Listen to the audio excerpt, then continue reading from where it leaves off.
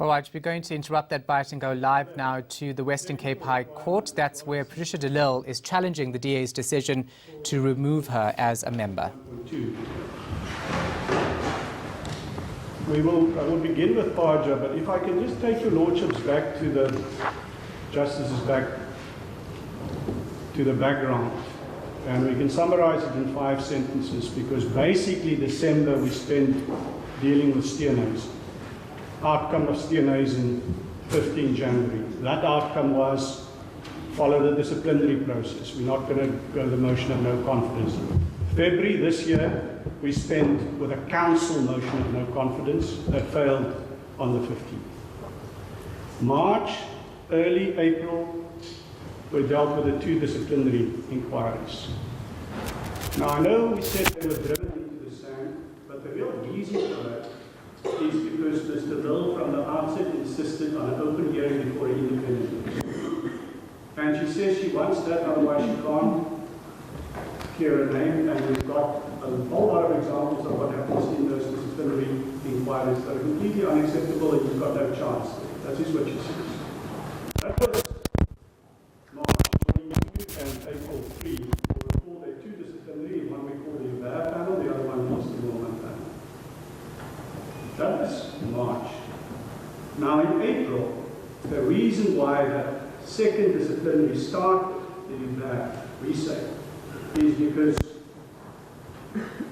on 7 to 8 April there was the Federal Congress. And it's at that Congress in the beginning of April that the recall clause was adopted. You'll recall that. From then on we see the implementation in April of the recall clause. I think on the 16th there's the DA city decides to adopt the internal motion of no confidence and so on. Now I'm going to get closer, just by way of background, to the events that I'll be dealing with. On the 2nd of May, we make our representations regarding the recall clause.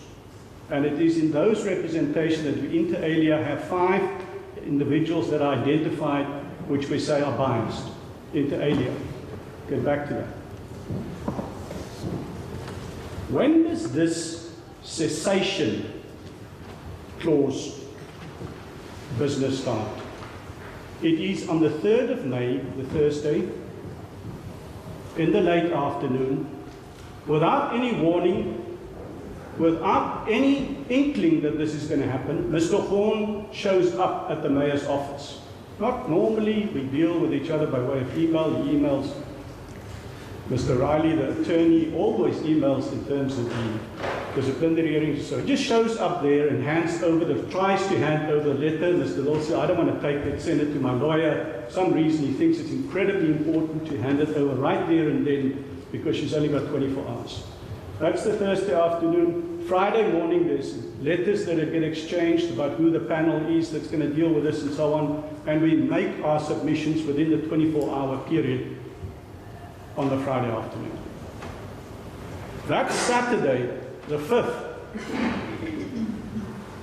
the DA decides that in light of the papers that they got, the draft papers that we submitted on the 4th, they are not going to go ahead with the implementation of the recall clause, because that's now referred to for legal advice. So it's the 3rd, the 4th, there's the exchange of letters and the submissions. The 5th, on the Saturday, they decide to abandon the recall clause. Then sometime over the weekend, and you'll see that we make a lot of the fact that it's abnormal the way that the DA drafts their affidavits, because they never tell the story. But sometime over that weekend, a lot of things happened. Sometime over that weekend, the panel was given the interview, or a transcript thereof. They sat, they deliberated, and they must have had at some point a finding, because their finding was dated before the Monday, the 7th. Because that Monday evening from the 7th, FedEx is now sitting already and decides to accept the determination of the FLC panel. And then we find in the next morning, 7:52, that there's the communication to Mr. Lille that she lost her membership with reference to 3.5.1.2. So it all takes place within the scope, really the Thursday, Friday, Saturday, Sunday, Monday. That's 5 days, and the communication the next morning. Is it possible to go back a little bit? At what stage did the complaint become a complaint? As I understand it, the DA's version is on the 2nd of May. Ms. Kupane referred the complaint, and I think that's also clear from her email, respectively. Her email doesn't lodge a complaint, we say, but on the 2nd of May, she sends an email saying that there is apparently this interview in which she resigns, declares the intention to resign. Or was she seeking advice from? Yes. No, clearly she was seeking advice. She doesn't lay a complaint. No. That's what we say on the face of it. She says she's seeking advice on this interview. So, if I may then go to the PAJA, I actually made a note here to ask Justices whether there's any part of the background that you may want to hear me on, because the affidavits go back right to the beginning of the whole dispute in July 2017. And I don't want to repeat it here. I don't think it's necessary. The relevant events occur on the 5 days. Now, going to PAJA, if I can take you to our supplementary bundle at page 1. And we're dealing with the question of PAJA because there is, of course, a difference between PAJA and the rules of natural justice in this sense that if PAJA applies, the decision of the FedEx and the FLC has to be reasonable. There's, as far as I'm aware, no duty under natural justice to act reasonably, whereas PAJA has got that ground of review. Justice is not a difficult interpretation exercise because there's a lot of law, and we submit the answer is fairly clear. One looks at the administrative action definition in PAJA. It means any decision taken. Now, if I can stop there, you can go over the page 2, to the definition of a decision. One sees that it includes, under round brackets A determination. A decision includes a determination. And our courts have already held, I'll refer you to it later, that what the FLC does and what FedEx confirms is a determination that that public declaration falls within the clause. And it's got to be a determination. So it's a decision taken, and the relevant one is B, by a natural or juristic person other than an organ of state when exercising a public power or performing a public function in terms of an empowering provision. Empowering provision, over the page again defined, includes an agreement. An empowering provision includes a contract and an agreement. We look at its definition. So there's no difficulty that it's a decision in terms of an empowering provision. The only question is it the exercise of a public power or the performance of a public function? On that score, we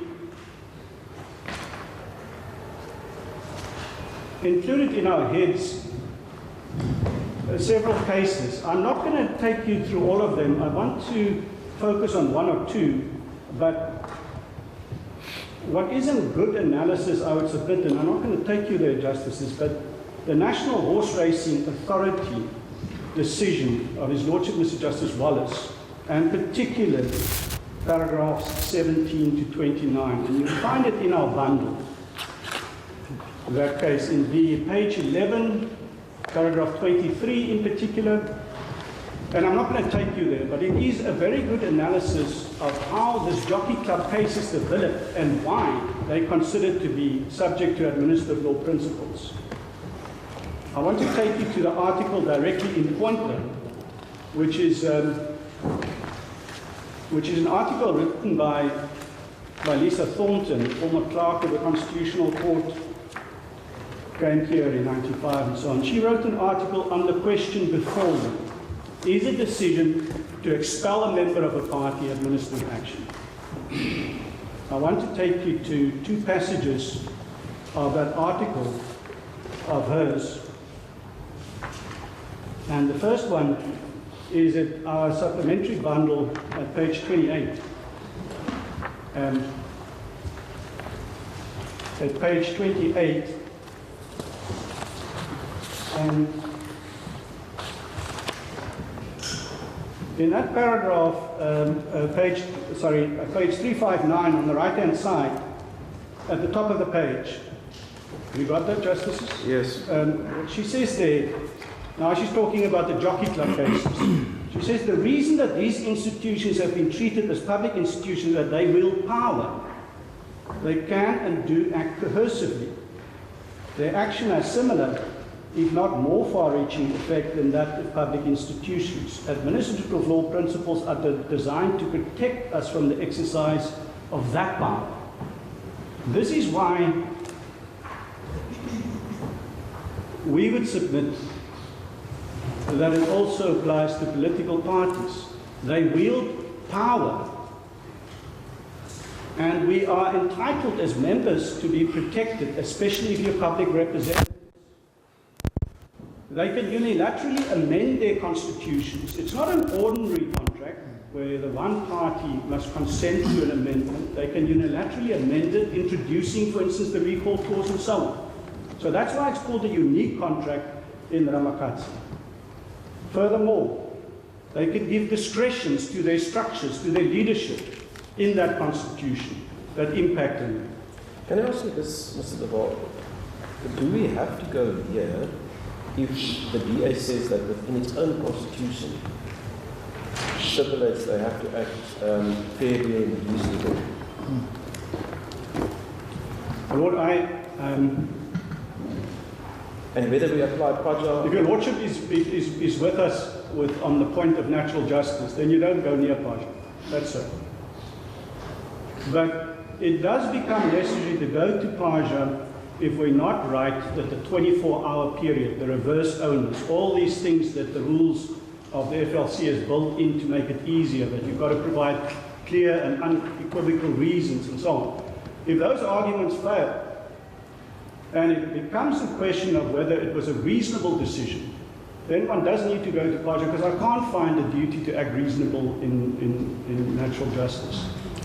And that's why I'll go quickly through these Praja things, and I won't repeat them again when we're dealing with natural justice, because the arguments are very similar. So it's also state-funded parties, though, to some extent. So one creates an unequal situation, an unequal contract between member and party leadership. That's our first submission. They wield this power. Then over her last page, if I can take you to page 34 here, she ultimately concludes as follows about whether the decision to expel amounts to administrative action. Page 34 on the left-hand side of the page, second from the bottom. On the other hand, there are certain acts which would fall within the definition of administrative action when the actor is a political party. One such act, I submit, is the dismissal of a member of a political party where such member is a member of parliament or a legislature. Excuse me, I've lost you. Where are you now? So on the left-hand side, page 370, numbered page 34. Oh, got it, thank you. The effect of such a dismissal is not only that the member is no longer a member of the party, but also that the member is also no longer a member of parliament or legislature to which you belong. In these circumstances, the party is exercising great power over its member or members. And we would say it's public power or performance of a public function. Because also remember, in the present case, of course, there's a further knock-on. She's not only losing her status as councillor, but as mayor, and then the MACO dissolves, etc. So the knock-on effect clearly brings it in within the performance of a public function. But there's a different point that I want to make now, apropos what Justice Sher was saying Your Lordship, Justice Sher was saying this morning. And it involves this question of whether these parties are not really exercising just their autonomous rights. It's autonomy of the parties. They can decide, elect parties, and so on. And to this extent, I did go back and look at the system applicable in such party political democracies, where it's you voted in on proportional representation and what the position is. And if I may hand up what I found in that regard, and just 3 copies of it. It's a chapter that, as it turns out, I was involved in, almost forgot about it, in the book Rights and Constitution. It was 1994. And it deals with a position in Germany. And the argument that the respondents keep on making is to say that Mr. Lille is trying to cling on to her position as mayor of office, but nobody voted for her. The party should be allowed to decide whether she's a member or not, because the public voted for the parties. My learned friends, in their heads of argument, referred to a lot of articles and also some cases coming from the US. Now, of course, that is not a safe guide, because in the United States, the parties can't get rid of you. The people vote for you. The people, they can't get rid of Mr. Trump, even if they want to, the Republicans. The public has voted for him, and if you're expelled from a party, it's got no impact on whether you're generally a member of the House of Representatives, whatever. What is the position in a comparable country? And now this submission cuts across the departure point and also the duties on the parties. If I may take you to numbered page 87 here on the position in Germany, and of course Germany is the same. It is a country where you vote for the parties, proportional representation and all of that. What have they got? How does it work in Germany? And you will see there at page 87 under the internal order and the publicity of a party's financial affairs. It says that the basic law interferes with the freedom of political parties to regulate their internal affairs in 2 ways. Parties' internal organization must conform to democratic principles, and the parties must publicly account for their funding. Then it goes on to the internal order, and it says that the rules which govern the internal order, just 3 lines down, must meet the democracy requirement in the following ways. And then we go through a whole number. But you will see finally, just before the bottom of the page, exclusions from the party may not be arbitrary. Thus, while total fidelity to the party program may never be required, the party may have a disciplinary organ which may exclude those who do not subscribe to the party's ideal. Then you'll see in the footnote, the reference, footnote 163. The footnote referred there to the Parteiengesetz, the Party Act, Political Parties Act. It says that Section 10.4 determines that a member may be excluded only if he or she intentionally contravenes internal rules, requirements of loyalty or solidarity, or if he or she rejects the fundamental beliefs of the party. And then, most importantly, the contraventions or rejections must be significant and serious damage must result to the party. So they've realized that in a system where the party determines whether you can be in parliament, effectively determines whether you can become mayor, because you have to be picked off their list in order to be the mayor, or placed on their list first and then selected from that list to run for mayor as well. The parties effectively determines the composition of the legislature. They're the intermediary. They determine who gets removed as well through this disciplinary process. One has to exercise control over how the parties do this. That's why in footnote 2 up there, they have also provisions dealing with how the lists are composed. So the point that we're making is, in the Pasha context is, and it would be good to have such a law, and we can get rid of all of these party constitutions and stuff, and there's only this Political Parties Act that governs the situation. But until that time, when it comes to disciplinary processes, one has to reach a point where PAJA becomes applicable, where we have a standard then in terms of which we can measure what these parties do. And from that moment on, it would be a bit ironical because, of course, they like to hold government to account to all of these principles in PAJA, but is now trying to resist that same discipline. But the point I'm making is it cannot be purely contractual, because when they exercise those powers to either compile the list or to expel a member, they are exercising a public power, but which must be subject to some public law. Yes, sorry. No, in terms of the point that you'd like to press, isn't it so that once a person joins a particular political party, ultimately it's his or her choice? And surely that upon joining that party, one accepts those rules and regulations that are within the constitution of that particular party. No, absolutely. Yes, no, that's so. That's one right that you have. You have a right and you've got a duty to obey the Constitution. But non-constat that one can't place another layer over that relationship, and I'll refer to the case now because maybe I should do it right away. It is not purely contractual. Yes, that's the starting point. By joining, I'm subjecting myself to the contract even though it can be amended unilaterally and so on. It doesn't necessarily follow that public law doesn't protect me when I become a public representative and a mayor, and I can't demand that PAJA must be respected when they expel me, because then the party exercises a public power. So in many instances, it would only be the party's constitution.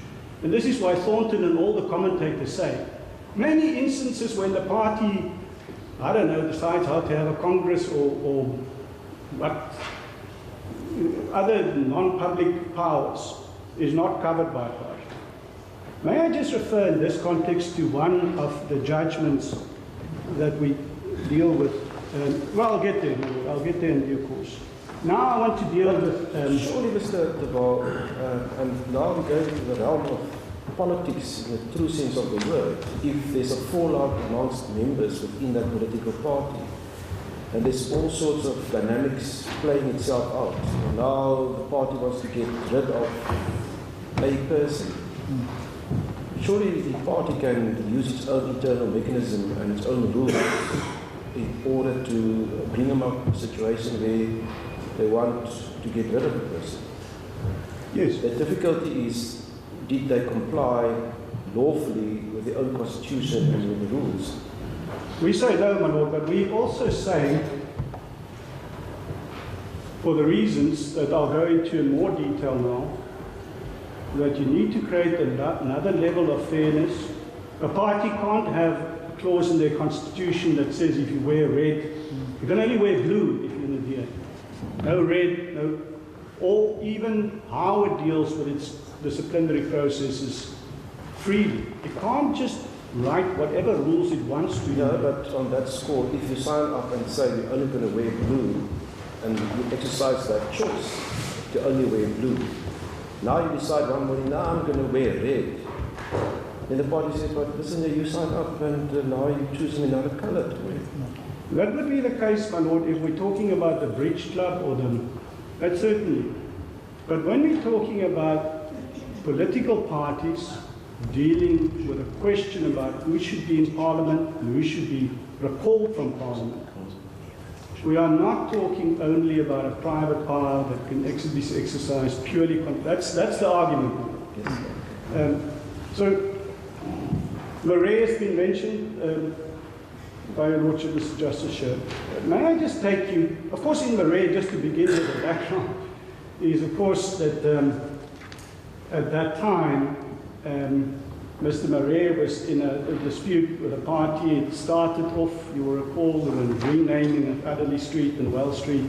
And then there was all sorts of mechanisms employed by the DA against Mr. Marais for those actions. But if I can take you to the bundle at page 21 to begin with, because in Marais, the DA was arguing that the dismissal of Mr. Marais is administrative action. They were arguing the opposite of what they're arguing in this case. If you go to page 21, in our old bundle, sorry. That's the previous bundle. Yes, the AA bundle. What does the DA argue in that case? They're arguing this somewhat opportunistically because it's argued in order to bring them into Parja, in order to say, well, now, Mr. Berry, you haven't exhausted domestic remedies. At paragraph 55, at page, sorry, not paragraph 55, just at page 21, paragraph 40.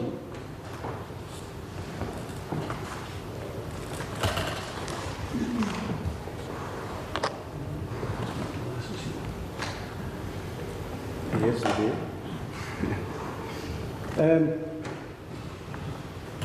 The respondents, that's the Democratic Alliance, averse that Parja is clearly applicable in the present case, inasmuch as decisions by the NMC should be regarded as administrative action as defined.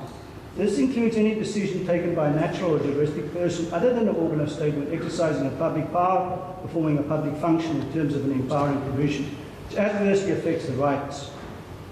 And then they go on to what I just argued, is what the meaning of a decision is and an empowering provision.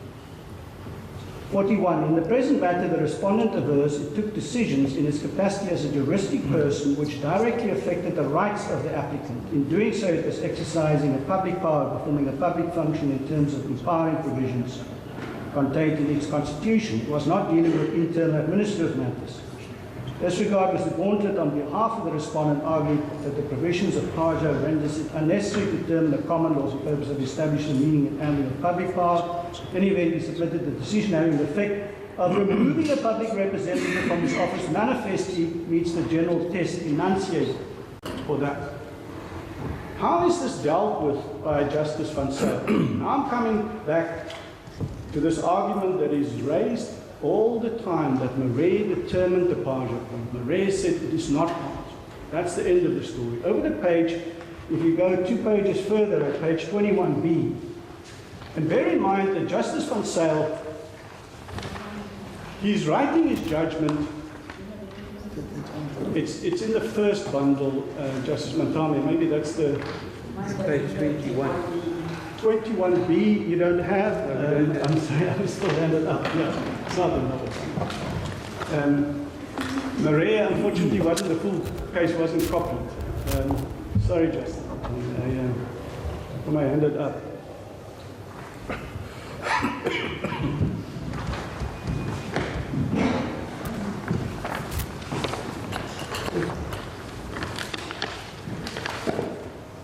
So just bear in mind that Justice Van Zyl, he's ultimately going to help Mr. Murray under the rules of natural justice. He's dealing with a point of Mr. Gauntlet for the DA that this is Parja and you had to exhaust your domestic remedy. Then at 21b, paragraph 55, what does he say? Why is this not Parja? It follows that because the NMC was not empowered to take a decision to remove the applicant from his office as Mayor of Cape Town, its first decision was ultra vires the respondent's constitution and hence invalid, inasmuch as the second decision, namely to terminate the applicant's membership of the respondent, arises from the applicant's failure to comply with the first decision, was equally invalid. Then the more important clause 7.6.4 presupposes a valid decision of an official structure of the respondent. Failure to comply with an invalid decision cannot create a ground for termination of membership as envisaged by clause 7.6 of the respondent's constitution. Neither of the decisions can hence be regarded as administrative action as defined in Parja. So what he's saying in old terms, or in the new terms, is you haven't complied with a contract. It's a nullity, your decision, in other words. It doesn't comply with the principle of legality, and therefore it's not Parja. It's not necessary even to go there. Paragraph 58 on the right-hand side again explains why he says on the facts of this case there was no decision in terms of Parja. Just at the bottom of paragraph 58. By the same token, the decisions were not of an administrative nature, he says. as required by the definition of a decision in Section 1 of Parja. They were patently political decisions instigated and initiated by the political judgment of the respondents. In my view, therefore, the provisions of Section 72A of Parja do not apply. So it was decided on the facts of that case, really, that in the context of that particular decision that was considered to be a stratagem of a political nature, it doesn't comply with the Parja requirements.